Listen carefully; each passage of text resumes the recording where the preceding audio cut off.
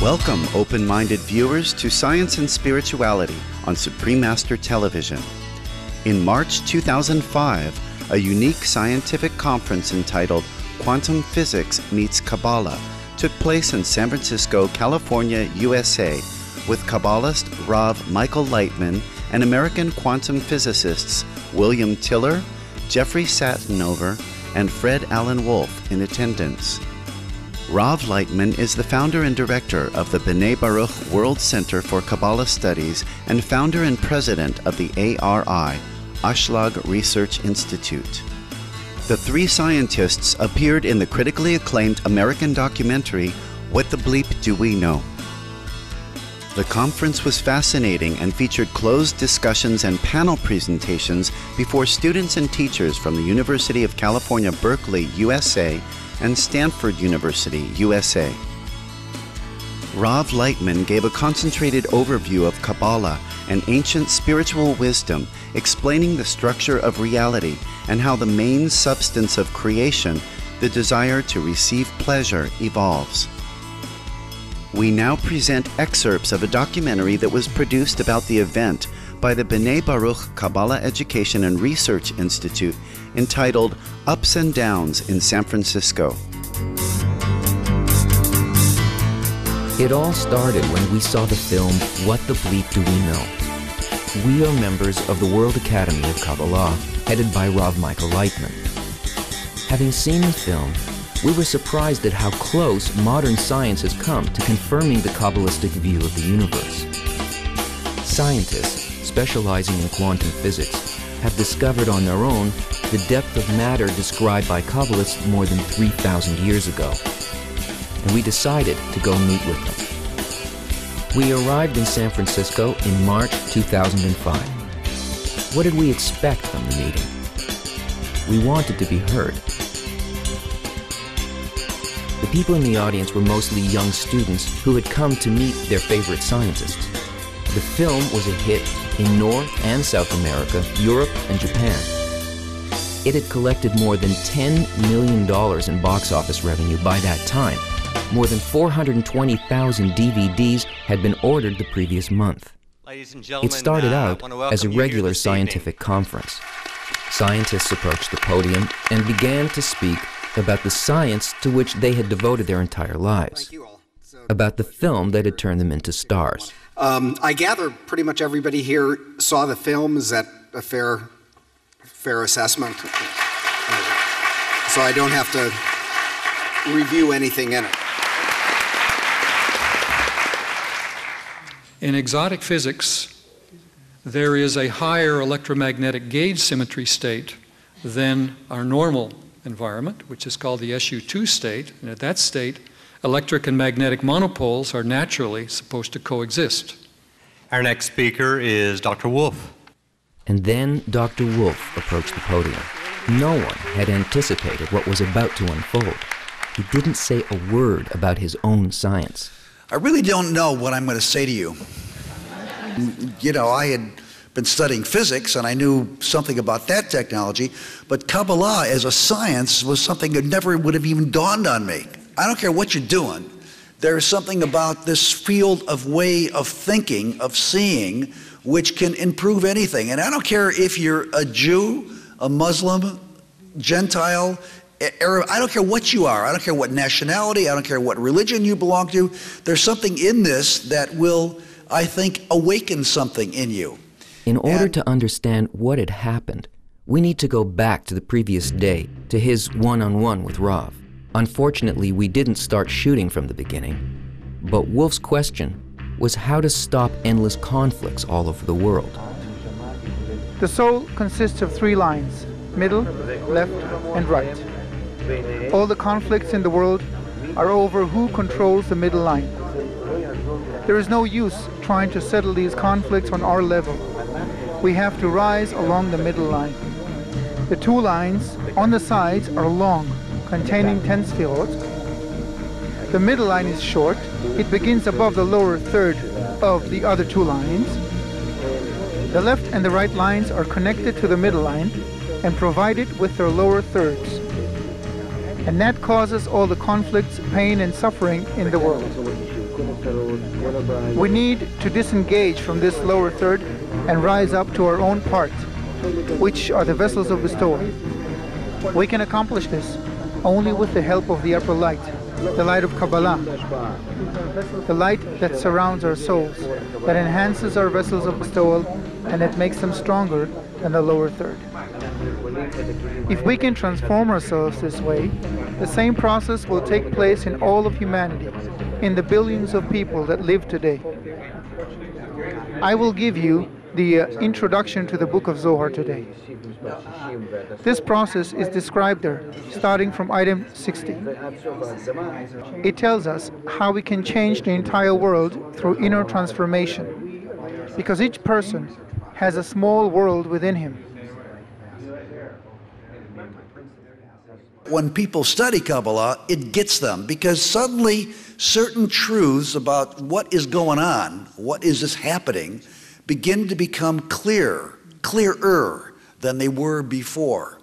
And suddenly you begin to see whatever it is that you're working on, whatever it is that you think is the most important thing in the world, begins to kind of dissipate into something less importance. And you begin to see a bigger picture of what's going on.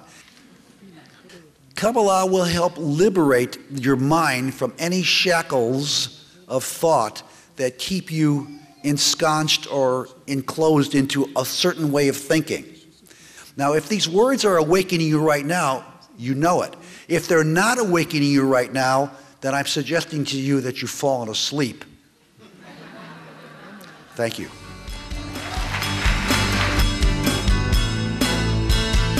We will pause briefly for some messages. This is Supreme Master Television.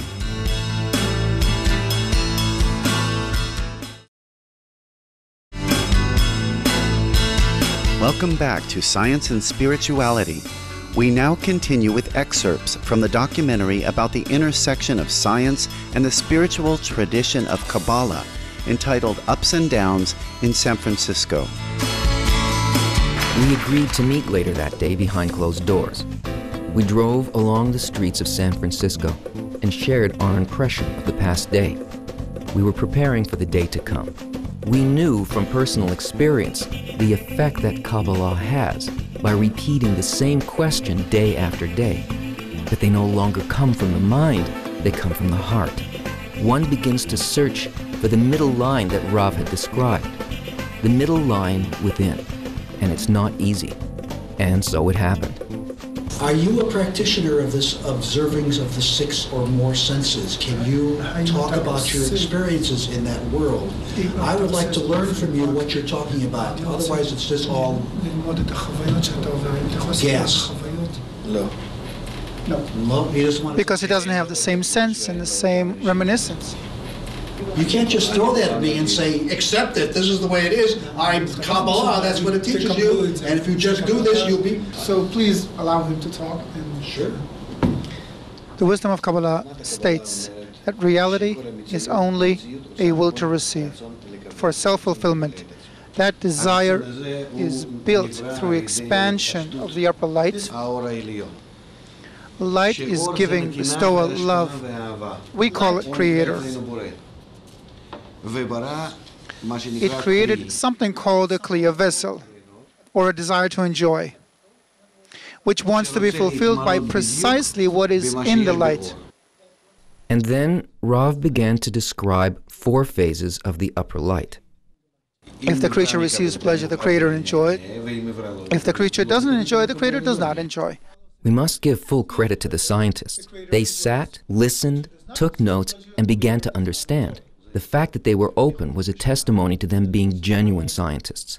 Then, Dr. Wolf raised another question. You laid it out beautifully, but I want to understand better. Just, if I may, see if I understand this right. 1, there is a creator who desires to give. Yes? Ken? Okay. So the giver gives to a dummy. Okay. A dummy. It's just a golem. He gives to a golem. Right? Okay. Now the next thing, from 2 to 3, what happens there? In state 2, it begins to feel the giver itself, its nature. In stage 2, The golem is coming alive. Is that what's happening? And everybody joined in the discussion. It requires a threshold of light Dr. William Tiller. to spontaneously generate consciousness. Entrance of the light and its departure builds these impressions, these vibrations in the Kli, in the consciousness. Dr. Jeffrey Satanova. As it turned out, this was not his first encounter with Kabbalah. The Ramchal talks about the world having a deterministic and an indeterministic component, and also about some human beings just having no place whatsoever. I'm referencing that from his book, Derech Hashem. Ramchal was one of the greatest Kabbalists. Ramchal taught Kabbalah. He was thrown out of his city. He was boycotted. Derech Hashem, the path of God, is a path of 10 sfirot. The entire spiritual ladder is divided into 10 parts. Even the first part in this ladder is already above the barrier. A tornado swept over San Francisco that evening, but we didn't notice it. We felt that we were close to finding a common language, but there were clashes to come. Back at the lecture. If the heart is the desire, then the point in the heart that awakens is the sensation of the Creator. And at that time, a person, through this point, begins to want something that's beyond the desire. Such people, there aren't many in the world, but, well, those who awaken, and they grow and they grow. Those people want to realize that point, but at the end of the day, everyone, in the end, all humanity, the billions of people, will have to come to the evolution of that point, and they'll have to reach the same level as the Creator Himself. And then Rav mentioned a topic that we now know is a touchy one. Because the Creator, because He's good, well, He created the creature with the sole intention of bringing it to the good. What kind of God is this? Rav approached the board again and continued to explain. Our common soul is called Adam. It's that Kli, that vessel that the Creator had created with our will to receive. And it's filled with the upper lights. Now within this body called Adam, there are all the parts connected like in one body harmoniously. Now this soul is broken. It falls into a degree which is called below the barrier, and at the barrier the spiritual sensation ends. Here below the barrier there are those, the same parts, but feeling that they're disconnected from each other. That's the breaking. Everyone's egoism. Because of that, we'll understand why we need to willingly rise up back to unification. There were moments when we thought we'd have to pack up and leave.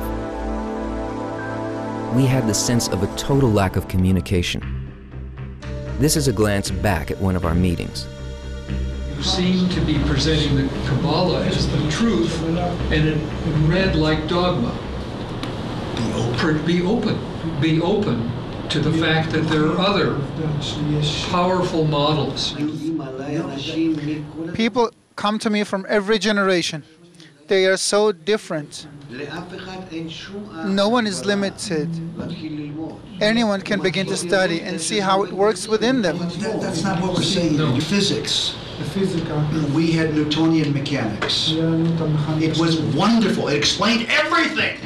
And everybody believed it was right. And then came quantum physics. Now, people don't accept new things when they come in. I have developed a model which I find is very useful in explaining it. I know I have not proven it. I know it is not the truth. It is a work in progress. It's a theory in progress. And it will take a long, long time to prove. Because they attain reality from below upward.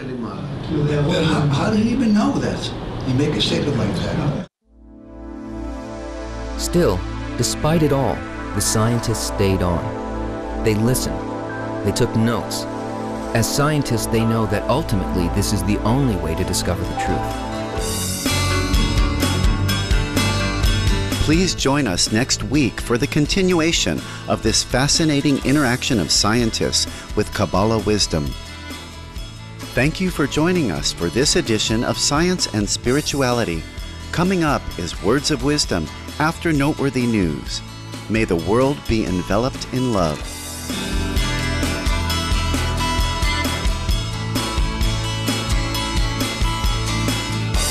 For more details, please visit www.suprememastertv.com/EE.